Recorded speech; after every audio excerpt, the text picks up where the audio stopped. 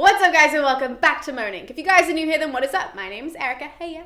How you doing? And if you are into the history of the ancient Greeks and the Romans, maybe you're just into the mythology, but maybe once upon a time you watched Gladiator and you were like, is this even real? This is the place for you there. You guys are going to want to hit that subscribe button and that bell icon so that you know every single time I post in the future. But as you can see from the title of today's video, we're going to be delving into our little women's only series here on the channel, and today's lady happens to be Camilla. So right off the bat, I'm going to be totally honest with you guys. I would not be discussing Camilla if she was not on the syllabus for both A-level and GCSE here in the UK. If you're from the US and you're watching this video, if it's not on the syllabus, I genuinely do not have any idea as to why you would even give Camilla the time of day. Okay, let's just start by saying that she is a very powerful female character, but she's pretty irrelevant because she only pops up in one text, which is Virgil's Aeneid. It's a very important text, to be fair, but it's only one. There's no surrounding mythology about her, and she only exists for 400 lines in the text. That sounds like a lot, right? But it's not. It really is not. And not only does she only appear in 400 lines, but she appears in the penultimate chapter of the book. So she's not even like right at the beginning or right in the middle. Like she's right at the end. She's slotted in for 400 lines.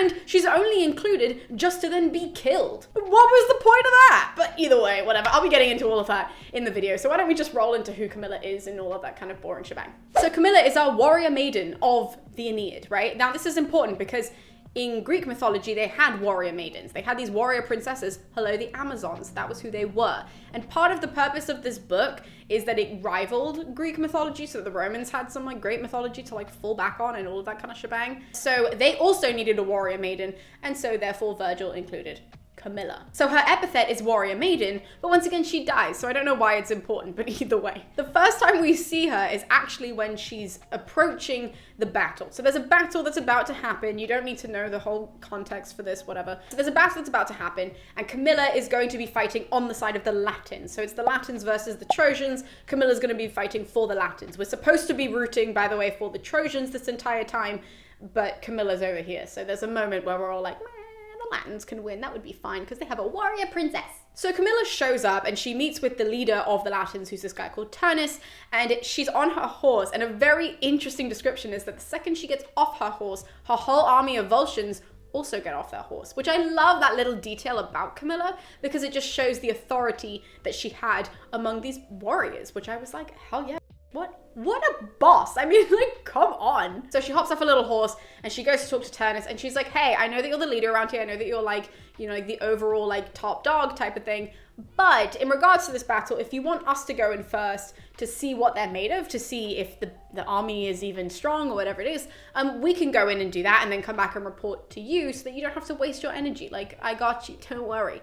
And obviously Turnus says no, but he's very respectful in the way he says no. And he refers to her as warrior maiden as well, which I think is very interesting that everybody has this mutual respect for Camilla. There is no one looking down on her. I want to make that very clear. This isn't a case of like, she's just a lady and she thinks she can fight. No. People were scared of her, okay? People were scared. Even Turnus was a little intimidated as she's approaching, but is also like, thank God she's on our side because we would have lost otherwise. The pair of them then get back on their horses, and as they're about to ride into battle, and you as the reader are like, yes, we're gonna get some bloodshed, we're gonna get a big battle scene, I'm so ready. Then Diana just decides to sort of slot herself into the narrative, and you're like, really? Like right now? Like that's, it's not good timing. For those of you who don't know, Diana is the Roman equivalent of Artemis, and she slots in right now to basically tell us Camilla's whole backstory, because bear in mind, no one has ever heard of her until this moment. And all of a sudden she's great. So Diana sort of shows up and the action just like literally slots into her talking to some totally unimportant person that you never see again. And she's speaking to this person and she's like, hey, just so that you know, Camilla is fated to die here. And you're like, dude, she's only been here for like 50 lines. What the f do you mean that she's fated to die already? So Diana says she's fated to die, but she says that she's gonna keep a close watch on the battle because whoever kills Camilla is going to be killed by Diana. That's immediately what she says. And she explains to us why she feels so strongly towards Camilla. So we get her whole backstory. And what we find out is that actually Camilla's dad was sent into exile like once upon a time when she was like a baby, like a newborn baby type of size. So he was sent into exile, and as they're like running, people are like throwing spears at him and all this kind of jazz. It's very dramatic. And he comes across a river and he realizes that he can't cross the river with the baby. Okay, obviously. Like it's either he's gonna drown the baby, or both of them are gonna drown. Like it's not gonna work. So one of the spears that was supposed to hit him, like lands next to him, and he decides to tie the baby like baby Camilla, he decides to tie her to the middle of the spear and throw the spear across the river ahead of him, which is definitely not safe. And this could only ever happen in mythology, because as he's about to like throw it, he prays to Diana and he's like, hey, if you can hear me, my child is attached to this spear. Can you make sure that it lands safely on the other side?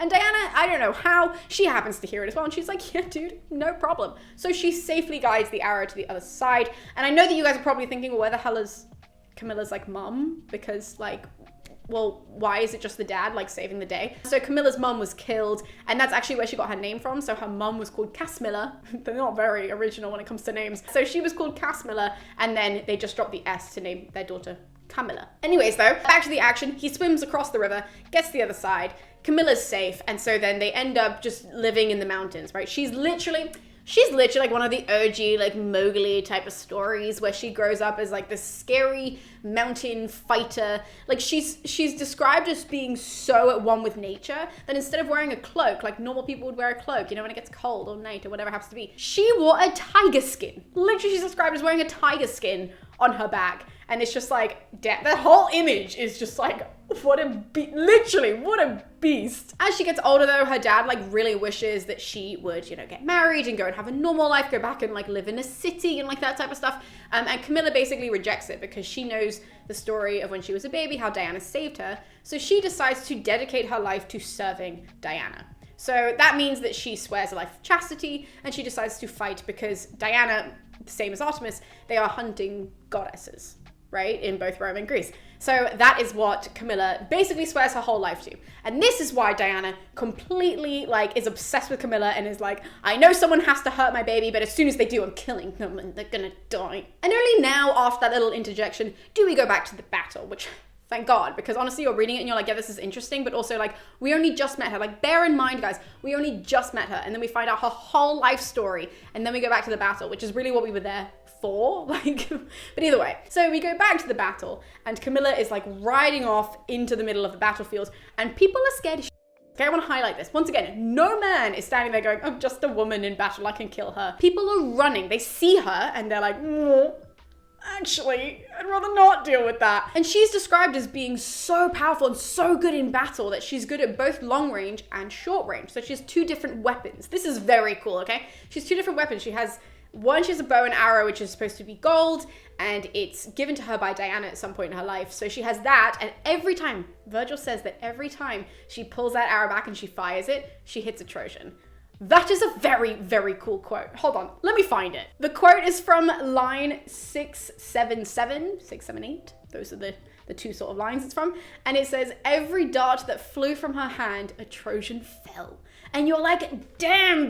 So that's from afar, okay? And then up close, she's given like a double-headed like axe, like a little double-headed axe, so that even when she's in close range, she just like whacks people. It's just, she's literally a beast in battle, I have to say, okay? She's incredible. And this is to the point where you know that the ancient audience would have thought the same thing as you, because Jupiter gets involved. So Jupiter comes down to the battlefield and incites all of this like courage into the Trojan warriors, who are too scared to go up to Camilla because everybody knows that she's fated to die here. They don't have enough courage because they're scared. Honestly, they are so scared of her.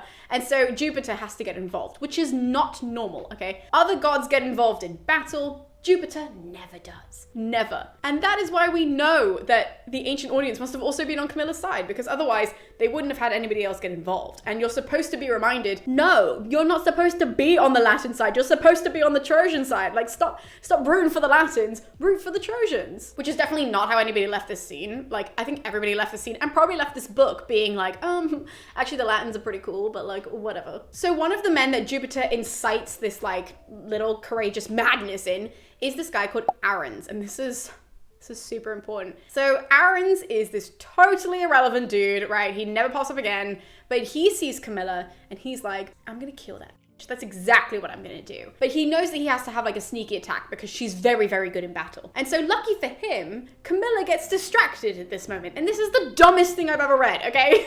Camilla, this warrior princess, we've just seen her like terrify every man on the battlefield, and yet some guy wears gold and she's like, ooh, that's pretty. Let me go follow that guy. And you're like, what? Like, literally, she just turns into a magpie last minute where you're like, this makes absolutely no sense to the rest of her character. She ends up following this dude because he's wearing gold. And then there's like a comment as well. Let me find it. Actually, it would just be much easier if I find it. Okay guys, so I found it. I literally had to stop recording for a hot second because it took me so long, but I finally found it.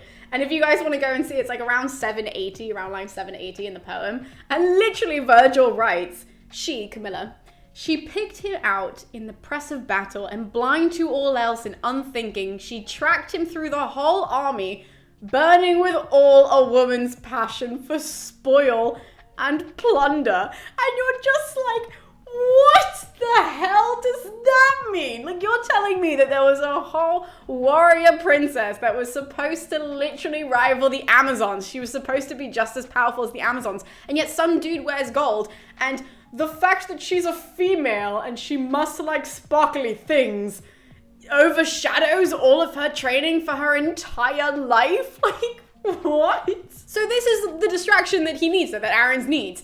And as she's chasing the other guy, she sort of turns around at one moment and Aaron's pulls back his arrow and shoots her, and it lodges right beneath her breast, like right into her ribcage. That was what I was looking for. So it lodges right into her ribcage, pierces her lung, and she falls to the ground. And you're like, still, once again, the stupidest death I've ever heard in my entire life. But either way, she gets onto the ground, and then it gets even stupider because then some random just like rolls over and is like, oh my god, are you okay? And then Camilla gives this weirdly irrelevant speech to this absolute no one of a character. We do get her name, but I'm not even gonna mention it because you never need to know who these people are. She gives this speech though that is supposed to be a callback to Dido's speech from book 4, but it just seems totally weird for the moment that she gives the speech of like, I'm gonna die and blah blah blah, and you're like, just die, like just do it. And so then she does die, and she does get a nice little line at the end, which is the same line that actually when Turnus dies at the end of the book, spoiler alert, when Turnus dies, it's the same poetic line that Virgil uses for Camilla and for Turnus as well. But it's just the weirdest end to a scene. And I was like, what? And by the way, guys, that's it. That is the only time that she's ever referenced in any kind of mythology. In regards to Roman, she's never mentioned in Greece, ever. She's never mentioned in surrounding myths. She's never mentioned in the book, in the one book that she's written in after that moment. She died, and then the legend of her died. And I was just like, this is the weirdest, like genuinely, this is the weirdest inclusion in a poem ever. And naturally, guys, I have some thoughts about this. Okay, so don't quote any of this in a paper or anything like that because there's absolutely no proof for anything I'm about to say, apart from like the 2 facts. I'll say like 2 cultural facts and then just my opinions after it. So do not repeat them. I'm putting that in right now. This is just what I've thought, okay? So the 2 cultural things that are fact, though, that are very important to remember in regards to the Aeneid is that it was written as political propaganda. That is fact pretty much because there are lots of things in the book that replicate Roman history. So there are different battles that are called out to. Lots of Augustus moments that happened culturally, like in history, are then also replicated in this book. So we know that it was political propaganda. Whether it was intended to be political propaganda or not is definitely up to debate because Virgil himself does not write it was supposed to be written for Augustus, like in favor of him, or it was supposed to be as a warning to everybody about Augustus. So that's one fact. And then the second fact that is important is that the book is not finished. Okay, so we have 12 books, 12 chapters from the Aeneid. It's unfinished though, and we know that because Virgil apparently according to legend, on his deathbed, he said, 1, it's not finished, 2, it has to be burned. He literally instructed that it was going to be burned, and they refused to burn it, and instead they published it as a work. So it's very interesting when you think of it that way, and then think about the inclusion of Camilla because here's my theory. My theory is that Camilla was a quota, and Virgil didn't meet the quota, and so he randomly included Camilla because he had a certain, list of things that had to be included in the book. There is no evidence for that whatsoever. I just want to clarify. But thinking about this logically, let's just get on my wavelength for a hot second, okay? So we know that Virgil knew Augustus and he was writing this book. He knew the emperor. He wasn't the emperor at the time, like I said, but either way. So he knew him. He was writing this book. He was including a lot about Augustus in it, okay? So the idea that Virgil could just go off on his own and write this book in any way that he wanted to seems very bizarre and does not line up to anything else in Augustus's whole reign, basically. Like, he was somebody who wanted everybody else to be under his thumb. He wanted to be in control. You think he would give total creative license to Virgil to write a poem? No way! That was definitely things that had to be met, that had to be done. As I said as well, Camilla's supposed to rival the Amazons. Was that Virgil's inclusion? Probably not. It was probably somebody else who wrote it and was like, hey, the Amazons are not here, so we should include our own version of Amazons, because how are we supposed to compete with Greece if we don't have all of the same mythology, but better? That was the whole idea behind it, okay? So bearing those things in mind, someone read it and someone went, hey, you haven't included enough women who are strong because you killed them all off thus far, and also you haven't included any Amazons, so you have to include them. And they probably also said they have to have a backstory. You can't just include somebody to kill. So he was probably like, oh, okay. And then he included Camilla. Like, that's the only way it makes sense to me, because how do you include somebody for 400 lines? Not even 400 lines. She's not even 400 lines of the goddamn poem. And she appears only to die. And we know that within the first 30 lines that she appears. Oh my goodness. This is just, I could go on forever, guys, but genuinely, Camilla is just such an odd inclusion. If you have any thoughts about Camilla, please include them in the comments below, because she is such an enigma to me. Like, it just doesn't make any sense of why one would include her in the poem, and then why we have to focus on her after that, because even though, like I said, she's a beast, she's great, she's never mentioned again.